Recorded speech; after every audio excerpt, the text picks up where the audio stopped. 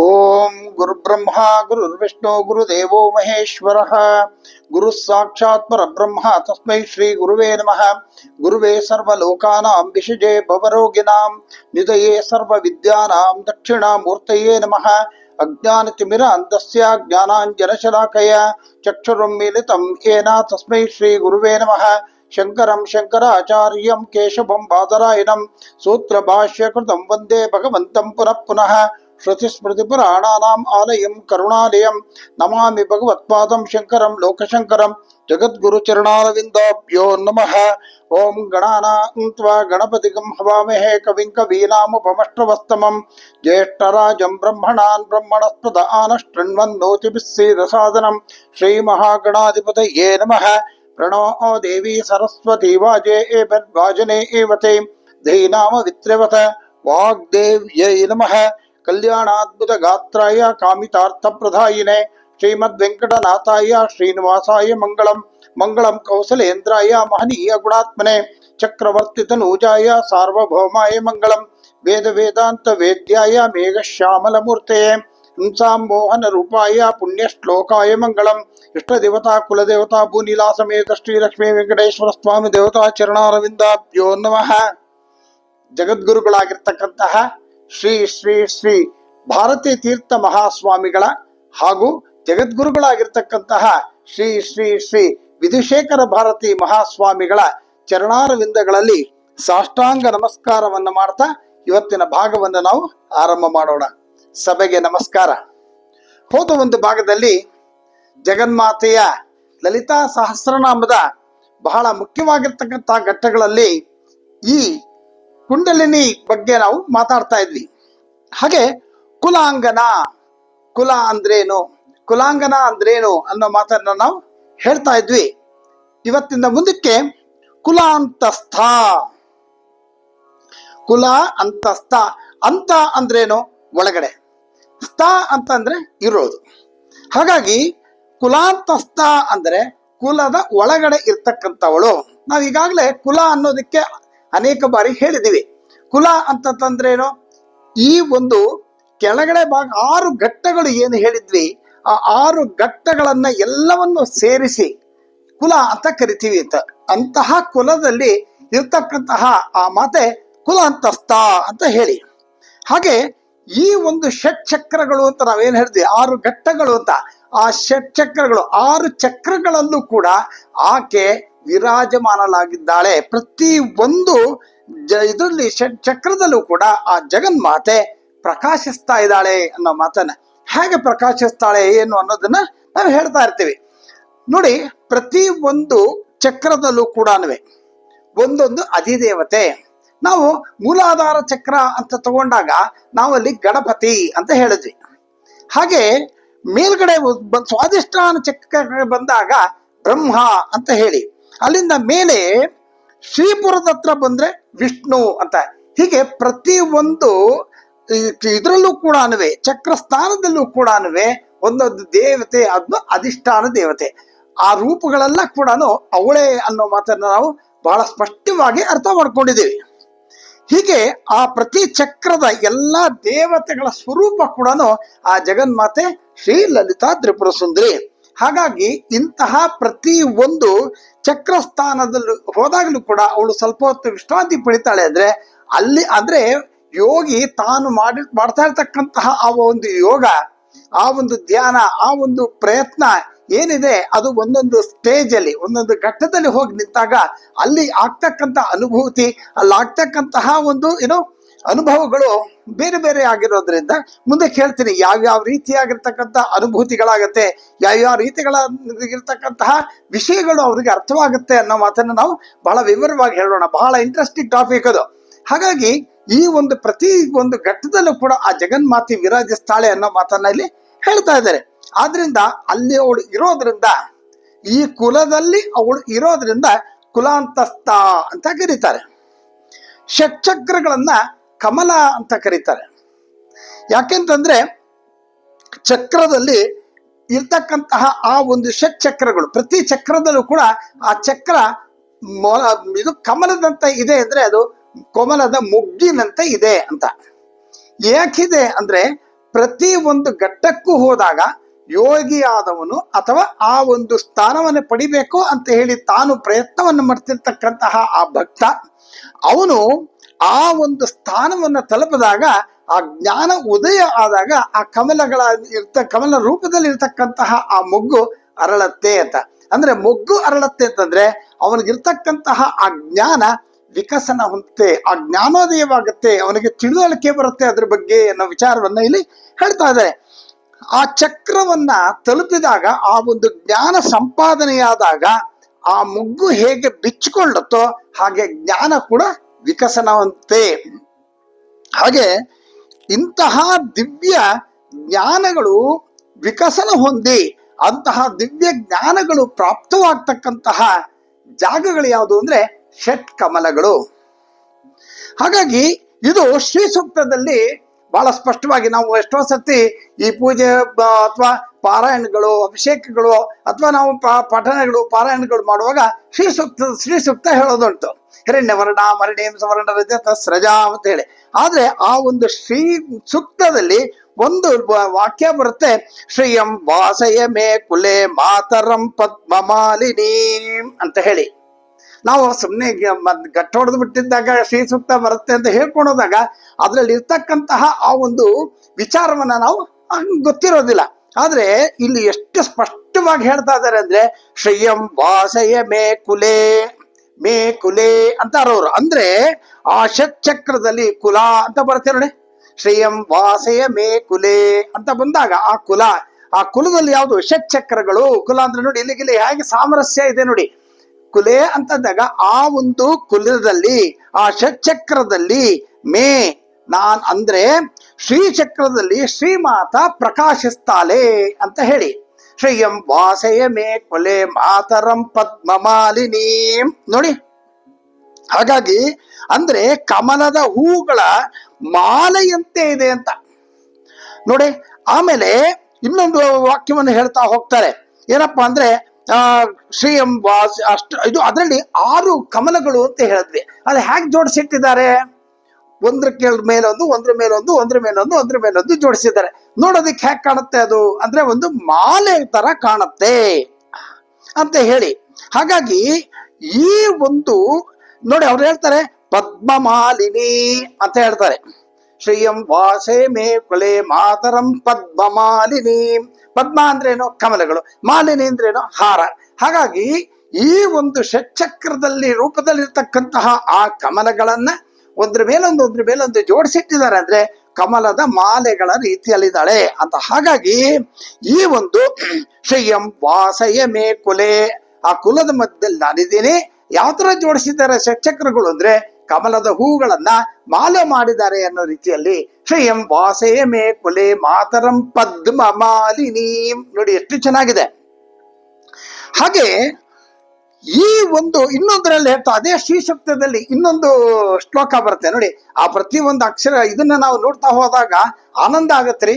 ಈಗ ನೋಡಿ ಇದರ ಅರ್ಥನ ನಾವು ಹೇಳಿ ಅರ್ಥ ಮಾಡ್ಕೊಂಡಾಗ ಏನಾಗತ್ತೆ, ಆ ಶ್ರೀ ಸೂಕ್ತ ಅಥವಾ ಪುರುಸೂಕ್ತ ಹೇಳ್ತಾ ಇರುವಾಗ ನಮ್ಗೆ ಇದು ನೋಡಪ್ಪ ಇದು ಅಮ್ಮನವ್ರಿಗೆ ಸಂಬಂಧಪಟ್ಟಿದ್ದು, ಇದು ಹೀಗೆ ಹೇಳಿದ್ರು ಅನ್ನೋದನ್ನ ನಮ್ಗೆ ಗಮನಕ್ಕೆ ಬರುತ್ತೆ. ನೋಡಿ ಇನ್ನೂ ಶ್ಲೋಕ ಹೇಳುತ್ತೆ ಅಂದ್ರೆ ಅಶ್ವಪೂರ್ವಾಮೃತ ಮಧ್ಯಾಂ ಹಸ್ತಿನ ಆಧ ಪ್ರಬೋಧಿನಿ ಅಂತ.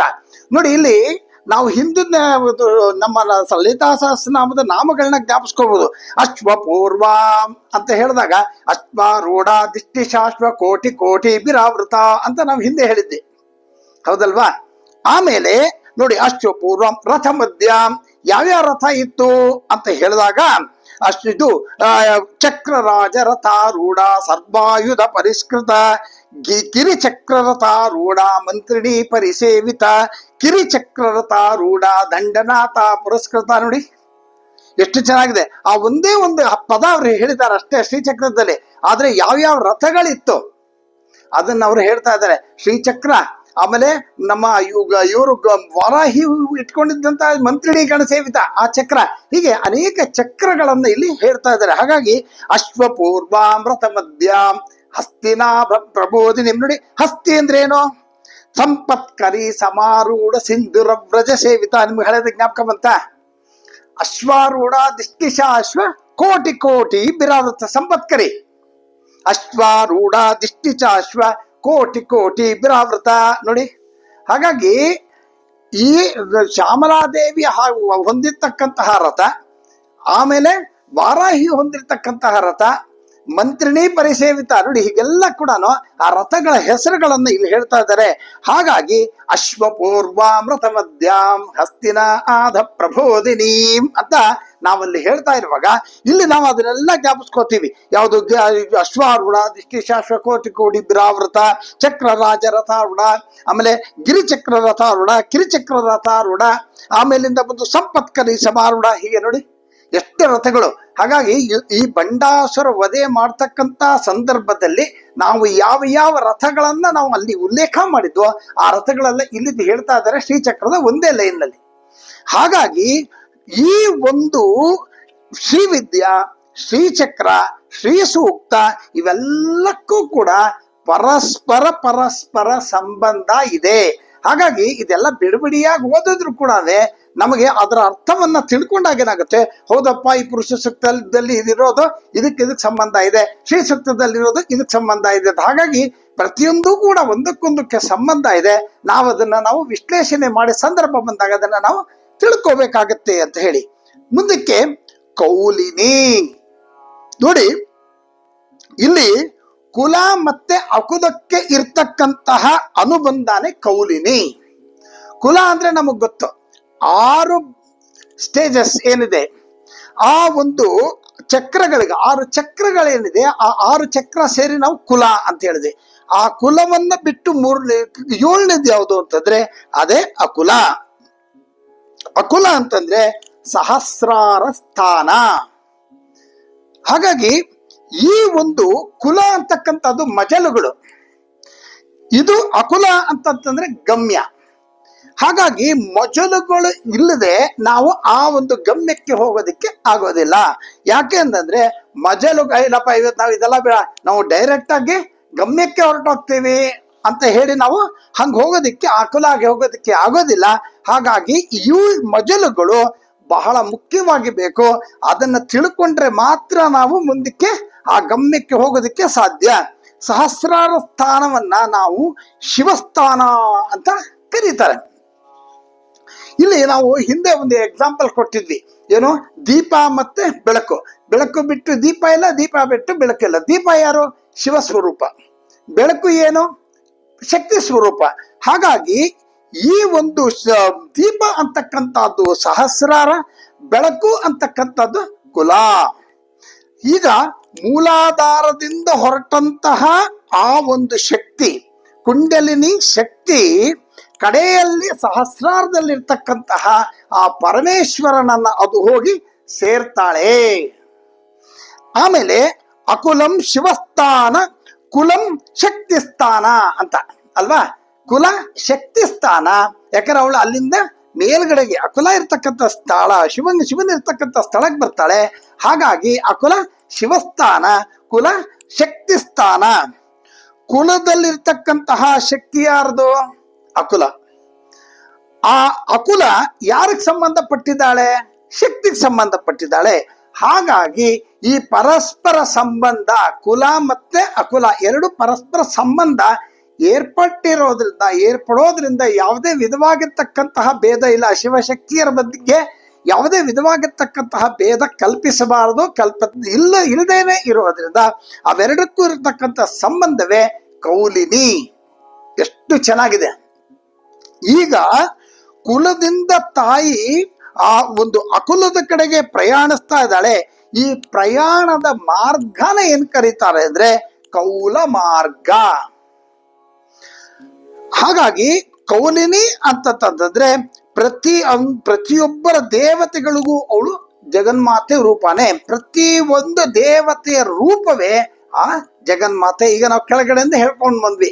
ಹಾಗಾಗಿ ಪ್ರತಿ ಗಣಪತಿ ಇರ್ಬೋದು, ವಿಷ್ಣು ಇರ್ಬೋದು, ಬ್ರಹ್ಮ ಇರ್ಬೋದು, ಎಲ್ಲ ಕೂಡ ಅವಳ ರೂಪವೇ ಅನ್ನೋ ಮಾತನ್ನ ಇಲ್ಲಿ ಹೇಳ್ತಾ ಇದೆ. ಮುಂದಿನ ನಾಮ ಕುಲಯೋಗಿನಿ. ಮುಂದಿನ ನಾಮ ಕುಲಯೋಗಿನಿ. ಈ ಕುಂಡಲನಿ ರೂಪದಲ್ಲಿರ್ತಕ್ಕಂತಹ ಯೋಗ ದೇವತೆನೆ ಕುಲಯೋಗಿನಿ. ಯೋಗ ಅಂತಂದ್ರೆ ಏನ್ ಇನ್ನೊಂದು ಅರ್ಥ, ಬೇರೆ ಬೇರೆ ಅರ್ಥಗಳಿದೆ ಯೋಗಕ್ಕೆ. ಆದ್ರೆ ಈ ಯೋಗ ಅಂತಕ್ಕಂಥದ್ದು ಏನು ಅರ್ಥ ಅಂದ್ರೆ ಸಾಧನೆ ಅಂತ ಕರೀತಾರೆ. ಸಾಧನ ರೂಪ ಯಾವುದು ಅಂತಂದ್ರೆ ಕುಲಯೋಗಿನಿ. ಹಾಗಾಗಿ ಈ ಒಂದು ಸಜಾತಿಯ ಸಮೂಹವನ್ನ ನಾವು ಕುಲ ಅಂತ ಕರಿತೀವಿ. ಆಮೇಲೆ ಸಜಾತಿ ಅಂತಂದ್ರೆ ಏನು? ಒಂದೇ ಲಕ್ಷಣವನ್ನ ಹೊಂದಿರತಕ್ಕಂಥದ್ದು ಕುಲ. ಸಜಾತಿ ಅಂದ್ರೇನು? ಒಂದೇ ಲಕ್ಷಣಗಳನ್ನ ಹೊಂದಿರತಕ್ಕಂಥದ್ದು ಕುಲ. ಹಾಗಾಗಿ ಆ ಒಂದು ಗುಂಪು ಏನಿದೆ, ಆ ಸಜಾತಿಯ ಲಕ್ಷಣವನ್ನ ಒಂದೇ ಲಕ್ಷಣ ಹೊಂದಿರತಕ್ಕಂತಹ ಏನಿದೆಯೋ ಅದಷ್ಟು ಕೂಡ ಒಂದು ಗುಂಪು. ಈ ಒಂದೇ ಲಕ್ಷಣವಿದ್ರೂ ಕೂಡ ಅದು ಬಿಡಿ ಬಿಡಿಯಾಗಿದೆ. ಲಕ್ಷಣ ಒಂದೇ ಇದ್ರೂ ಕೂಡ ಅದು ಬಿಡಿ ಬಿಡಿಯಾಗಿದೆ. ಹಾಗಾಗಿ ಇದರಲ್ಲಿ ಏಕತ್ವನೂ ಇದೆ, ಅನೇಕತ್ವನೂ ಇದೆ. ಬಹಳ ಸೂಕ್ಷ್ಮವಾಗಿ ಅರ್ಥ ಮಾಡ್ಕೋಬೇಕು. ಇಲ್ಲಿ ಬಿಡಿ ಬಿಡಿಯಾಗಿದೆ. ಕುಲ ಅಂತಾರೆ ಬೇರೆ ಬೇರೆ ಬೇರೆ ಬೇರೆ ಒಂದೇ ತರ ಇದ್ರೂ, ನೋಡೋದಕ್ಕೆ ಒಂದೇ ತರ ಇದ್ರೂ ಕೂಡ ಅದರ ಒಂದು ಲಕ್ಷಣಗಳು ಒಂದೇ ತರ ಇದ್ರೂ ಕೂಡ ಬೇರೆ ಬೇರೆ ಬೇರೆ ಬೇರೆ ಆಗಿದೆ. ಹಾಗಾಗಿ ಈ ಒಂದು ಬೇರೆ ಬೇರೆ ಇರೋದ್ರಿಂದ ಅದು ಅನೇಕತ್ವ. ಆದ್ರೆ ಕುಲ ಯಾವುದು? ಒಂದೇ. ಹಾಗಾದ್ರೆ ಇಲ್ಲಿ ಏಕತ್ವನೂ ಇದೆ, ಅನೇಕತ್ವ ಕೂಡ ಕಾಣಿಸ್ತಾ ಇದೆ. ಲಕ್ಷಣ ಒಂದೇ ಆದ್ರೂ ಕೂಡ ಅನೇಕತ್ವವೂ ಇರೋದ್ರಿಂದ ಈ ಕುಲ.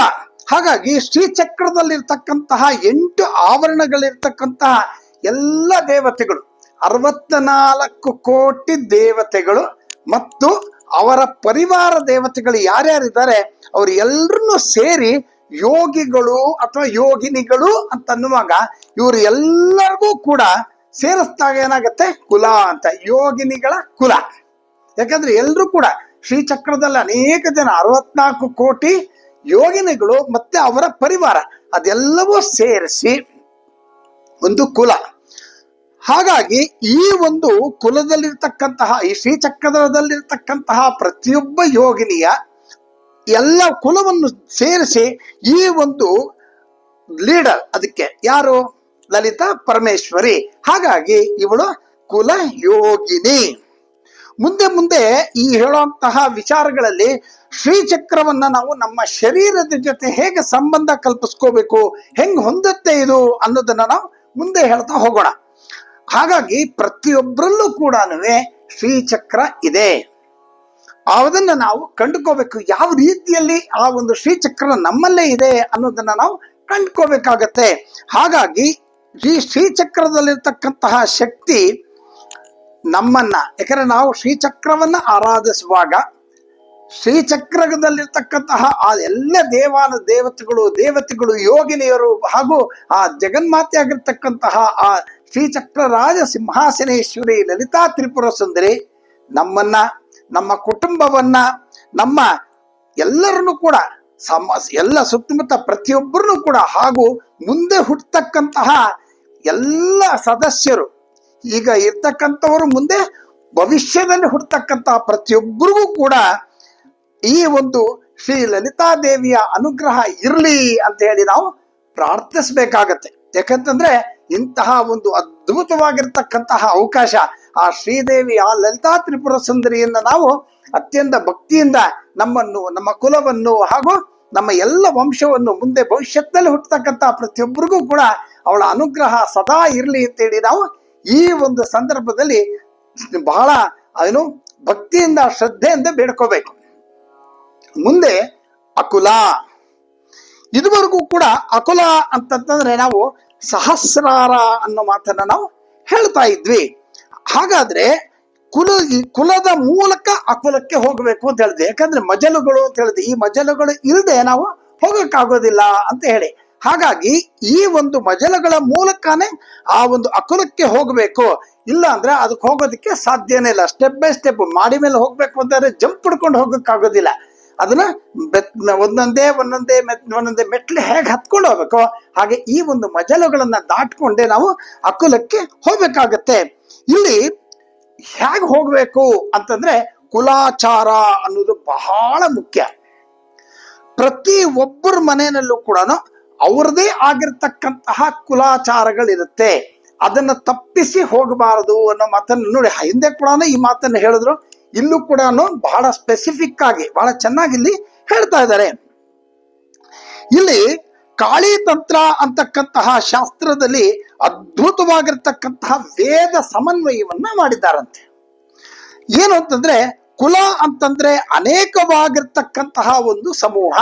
ಯಾಕಂದ್ರೆ ಕಾಳಿ ಇದ್ರಲ್ಲಿ ಹೇಳ್ತಾ ಇರೋದು ಏನು, ಕಾಳಿ ತಂತ್ರದಲ್ಲಿ ಏನ್ ಹೇಳ್ತಾ ಇದ್ದಾರೆ ಅಂತಂದ್ರೆ, ಕುಲ ಅಂದ್ರೆ ಅನೇಕವಾಗಿರ್ತಕ್ಕಂತಹ ಒಂದು ಸಮೂಹ, ಹಾಗೆ ಅಕುಲ ಅಂತಂದ್ರೆ ಏಕತತ್ವ.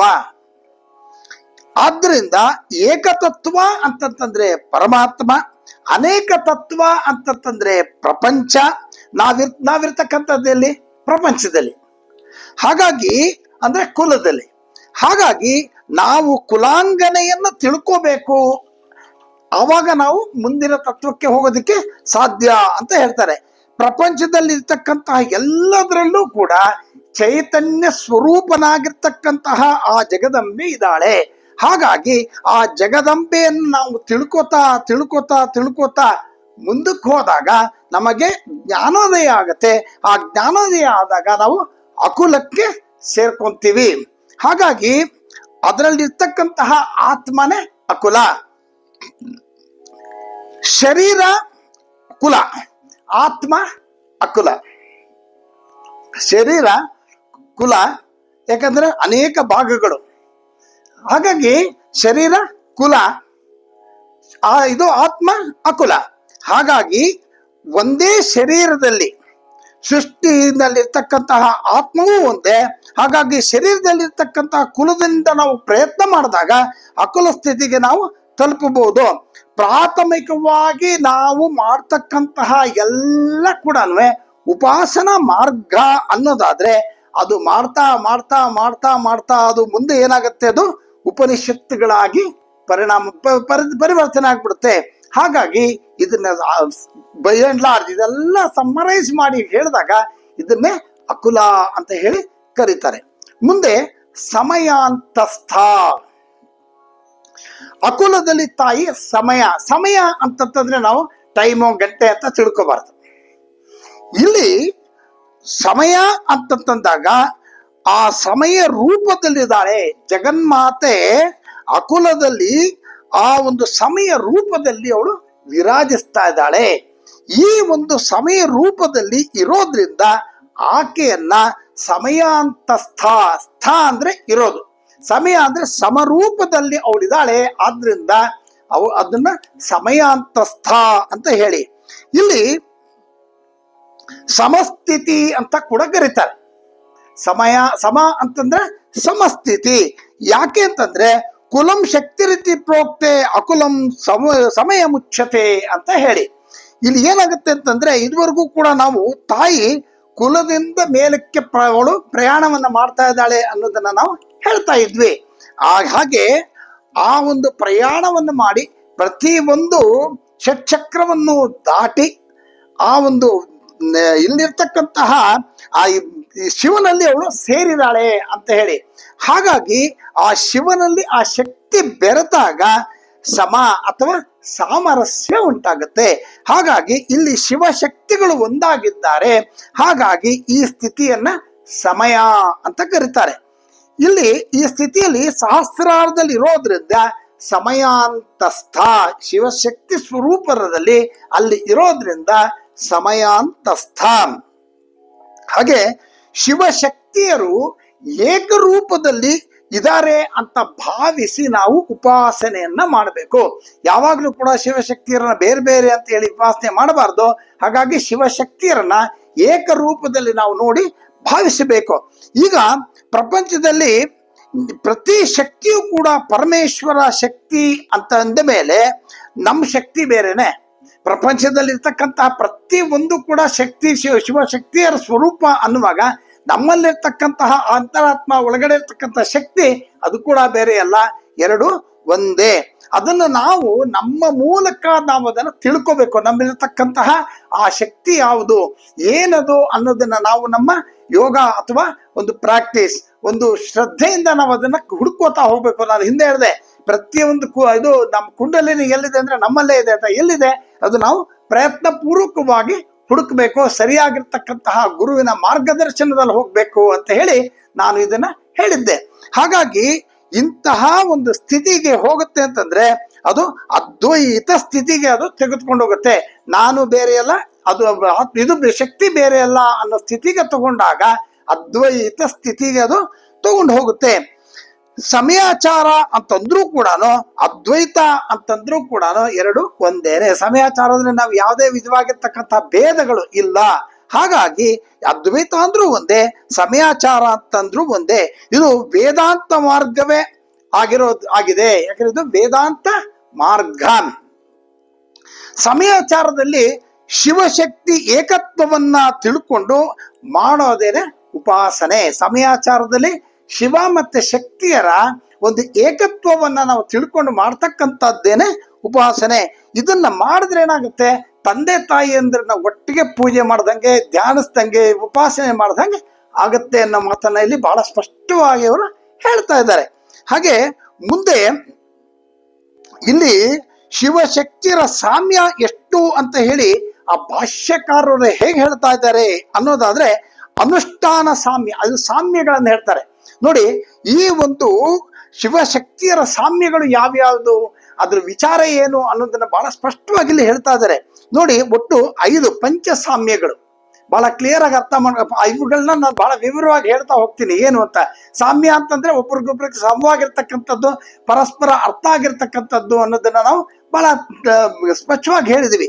ಇಲ್ಲಿ ಈ ಒಂದು ಶಿವಶಕ್ತಿಯ ಸಾಮ್ಯಗಳನ್ನ ಭಾಷ್ಯಕಾರರು ಯಾವ ತರ ಹೇಳಿದ್ದಾರೆ ಅಂದ್ರೆ ಪಂಚಸಾಮ್ಯಗಳ ಬಗ್ಗೆ ಹೇಳಿದ್ದಾರೆ.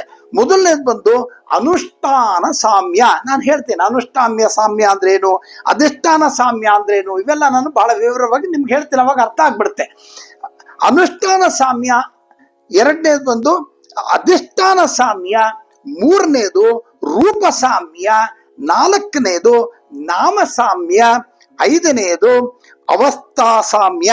ಇದು ಪಂಚ ವಿಧವಾಗಿರ್ತಕ್ಕಂಥ ಸಾಮ್ಯಗಳನ್ನ, ಈ 5 ಪಂಚ ವಿಧವಾಗಿರ್ತಕ್ಕಂತಹ ಸಾಮ್ಯಗಳನ್ನ ಅರ್ಥ ಮಾಡಿಕೊಂಡು ಬಹಳ ಶ್ರದ್ಧೆಯಿಂದ, ಅಂದ್ರೆ ಸಮಯಾಚಾರ ಮಂತ್ರ ಹೇಳುವಾಗ ಕೂಡ ಈ 5 ಕೂಡ ಸರಿಯಾಗಿ ಅರ್ಥ ಮಾಡಿಕೊಂಡು ಗಮನ ಇಟ್ಕೋಬೇಕು.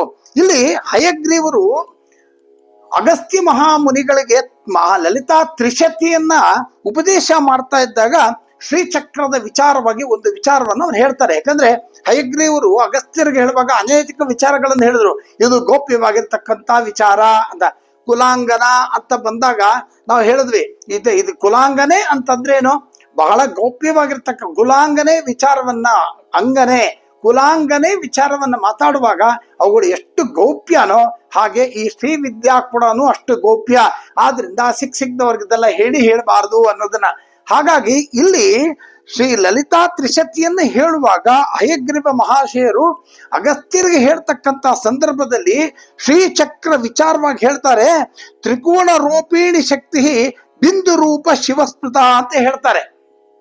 ಅಂದ್ರೆ ತ್ರಿಕೋಣ ರೂಪಿಣಿ ಆಗಿರ್ತಕ್ಕಂತಹ ಶಕ್ತಿ ಬಿಂದು ರೂಪದಲ್ಲಿರ್ತಕ್ಕಂತಹ ಶಿವ ಅಂತ ಹೇಳಿ. ಹಾಗಾಗಿ ಶ್ರೀಚಕ್ರ ಶಿವಶಕ್ತಿಗಳ ಒಂದು ರೂಪವಾದರೆ ತಾಯಿಯ ವಿಗ್ರಹ ಕೂಡ ಶಿವಶಕ್ತಿಯ ಸ್ವರೂಪನೇ ಅಂತ ತಿಳಿಬೇಕು. ಹಾಗಾಗಿ ಇಂತಹ ಒಂದು ಶಿವಶಕ್ತಿಯರ ಸ್ವರೂಪವನ್ನ ಶಂಕರ ಭಗವತ್ಪಾದರು ಕೂಡ ಬಹಳ ಚೆನ್ನಾಗಿ ವಿವರಿಸಿದ್ದಾರೆ. ಯಾಕಂದ್ರೆ ಈ ನಮ್ಮ ಸೌಂದರ್ಯ ಲಹರಿಯಲ್ಲಿ ಶಿವಶಕ್ತಿಗಳ ರೂಪಗಳ ಬಗ್ಗೆ ಬಹಳ ಆನಂದವಾಗಿ, ಬಹಳ ಸ್ಪಷ್ಟವಾಗಿ, ತುಂಬಾ ಚೆನ್ನಾಗಿ ಶಂಕರ ಭಗವತ್ಪಾದರು ವಿವರಿಸಿದ್ದಾರೆ. ಈ ಮುಂದಿನ ಭಾಗದಲ್ಲಿ ನಾನು ಈ ಒಂದು 5 ಭಾಗಗಳು ಯಾವುದು, ಅದರ ವಿಚಾರ ಏನು ಅನ್ನೋ ವಿವರವನ್ನ ನಾವು ಮುಂದಿನ ಭಾಗದಲ್ಲಿ ತಿಳ್ಕೊಳ್ಳೋಣ. ಸಹಕರಿಸ್ತಿರ್ತಕ್ಕಂತಹ ಪ್ರತಿಯೊಬ್ಬರಿಗೂ ಕೂಡ ಅಮ್ಮನವರ ಅನುಗ್ರಹದಿಂದ ಶುಭವಾಗ್ಲಿ ಅಂತ ಪ್ರಾರ್ಥನೆ ಮಾಡ್ತಾ ನಾನು ಈ ಭಾಗವನ್ನ ಮುಗಿಸ್ತಾ ಇದ್ದೀನಿ. ಎಲ್ರಿಗೂ ಶುಭವಾಗಲಿ. ನಮಸ್ಕಾರ.